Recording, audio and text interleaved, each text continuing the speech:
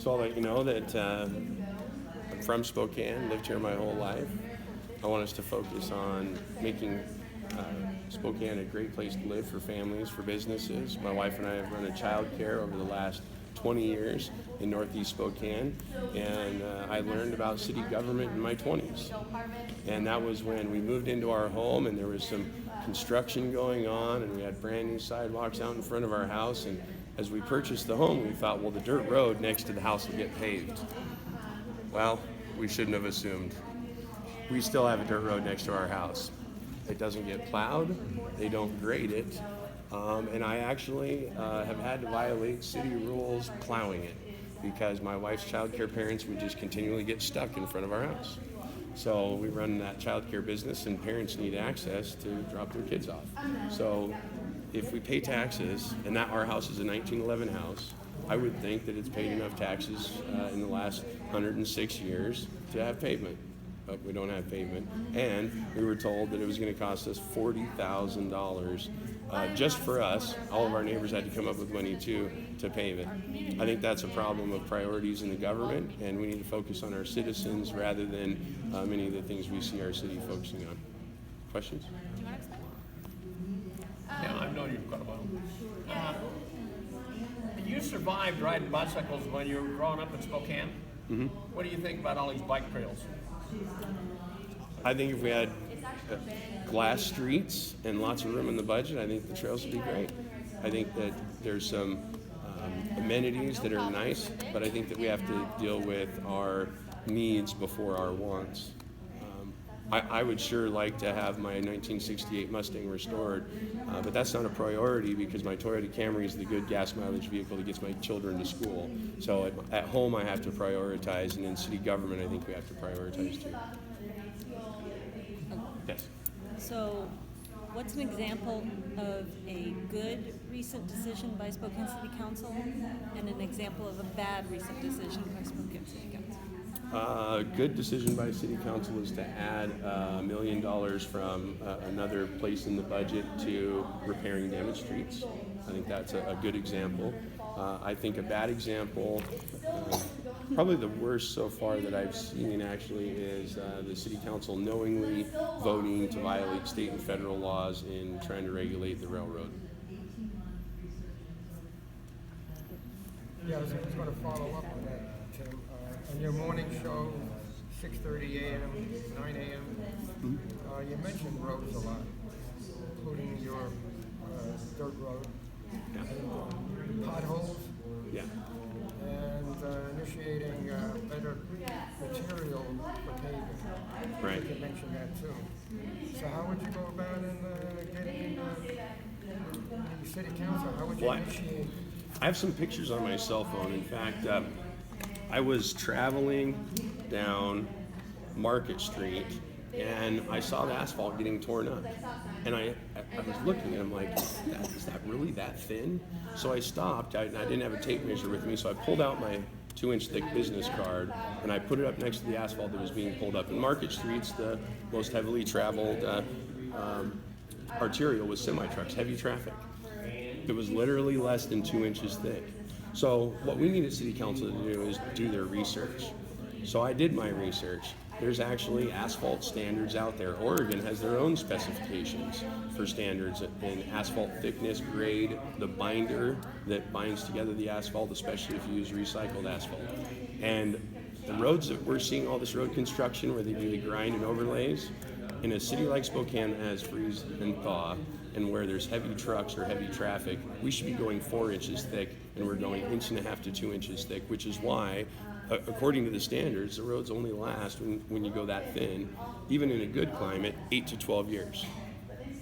So we're spending more money continually going out to fix roads that we've already fixed than if we just did it the right way, because if we made them 4 inches thick, they'd last 30 years. So roads is really important to me because I think it's Every winter they go through the same. yes, yeah, and some of these roads you get, and the 8 to 12 year number is if the foundation of the road is good, but if you see where these big deep potholes are, that same pothole is going to keep showing up.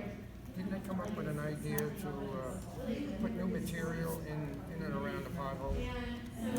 They've worked on different methods. But really different type of material. Yeah, they've worked on different types. Yeah, cold patch. They've changed the different kinds of binders that they use. But there are standards that we're supposed to be using, and we're not using the stand. It's just like in any construction field. It calls for a 2x4. Use a 2x4. It's going to carry a heavier load. You use something a little sturdier. If it calls for steel, you use steel. And currently, what we're doing is we're just doing the same thing that we've always done, and we've never changed the way our city departments work to actually follow the standards. So they said, "Oh, well, just hurry up. We got too many damaged roads. Fix it." Which is why year after year our roads get worse and worse because we're not doing the job the right way. Speaking of research and staff, Just a quick follow-up.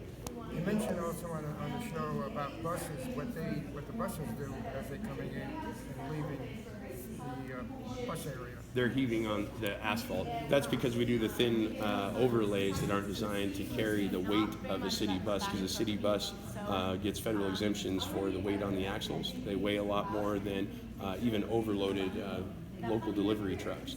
So definitely the right lane where the buses are traveling should certainly be paved properly and to standard.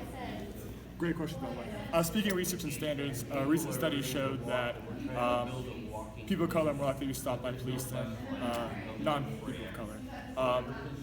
How do you plan to work with Spokane's police department and local law enforcement to ensure that Spokane, a city that I love, is welcoming for all its residents? Well, I think I'd have to work with Craig Meidel. He's the police chief. Obviously, it's something that the mayor's administration oversees. I know that they're working on different training methods, and I know that we got a lot of good information that I have not read all the information from the Use of Force Commission. So I think that we've made a lot of good strides in that area, and I think we have to start implementing some of those suggested policies as I'm seeing doing. I'm encouraged by what they're doing, but I wouldn't want to make any major changes until I see the outcomes of those policies, because it's going to take some time to see if that has mitigated any of those issues or if more needs to be done. Catherine said part of the problem with road construction is that the city has I can't hear you, sorry. My name is Bruce Tim. Catherine said that part of the problem with road construction is the city has to take the lowest bids in terms of getting materials for the road repair. Is that something that can be fixed through ordinance by changing the parameters of what is being used or the qualifications, or is that going to be in conflict with better road repair? Well, I think it's like any other contract. If you wanted to replace your driveway, there's a standard. The city is going to come out and inspect. If that slab in your driveway is not at least 4 inches thick, if you're a commercial setting, they're going to want it 6 inches thick. There's a standard. And so when we get bids, there is the lowest bid rules, but when we get bids, those bids should be reflecting the standards. So the bid. Should the standards be presented by the city, or is that locked in right now by ordinance or by city rules? Most of the grind and overlay problem, temporary fixes we do are not done by contractors. They're done in-house by the street department. So that's a lot of our problem is our own agencies aren't following the standards. Tim, talk jobs. What is what's your jobs plan? How do you plan to make Spokane an attractive place for businesses to come here and bring jobs here, to retain those that are already here, and create more jobs that are living wage jobs? I think that we're a great community to live in with all the resources we have around us. We have so many things that are wonderful about our area, the lakes, the parks, all those things. We already have all that to attract families. And to get family wage jobs, what we have to do is attract the businesses, like you say. We've lost 3 major companies in Northeast Spokane just this year. One was going to employ 200 people their first year, and their 5-year plan was to employ 600 people. And there are also jobs that are not desk jobs. We have a large community of people when, like, the Kaiser plant closed. We never saw those types of jobs come back. So we've got to be more accommodating to those companies. And I know one of the major problems in Northeast Spokane is we have all these dirt roads that are unpaved, and we don't even have the infrastructure in the ground that could service those properties. So if you build it, they will come. And what we're doing now as a city is we're telling, we've become Spokane. No, I'm sorry, we can't do that. Are you kidding me? Inviting 200 jobs and you just want us to pave 3 blocks of street to get those jobs here? I think we're making decisions when it comes to, like, housing. if companies want to move here, they have to have available housing for their employees to live in. We have less than a 1% vacancy rate in the city of Spokane, which is unacceptable, and it's driving up the cost of living. You drive up the cost of living, you scare off small businesses, and you scare off their possible populations they would employ. So I think we've got a number of different facets of that. We also have to do better on our property crimes. I think companies are nervous about moving to a community that has high level of property crimes. We need to start investigating those again. Currently, we only investigate them when there's a gun, in use, or when it's commercial properties. We do investigate, but those are, I think, one of the problems we have is if we focus on one issue at a time, and we don't integrate our thinking and say, look, all these issues together, there's nothing off in its own silo. Everything affects everything. And so small businesses see that because they have to make decisions based upon all surrounding information, not just in a silo like we see city government doing. So to attract those 5 minutes, all right.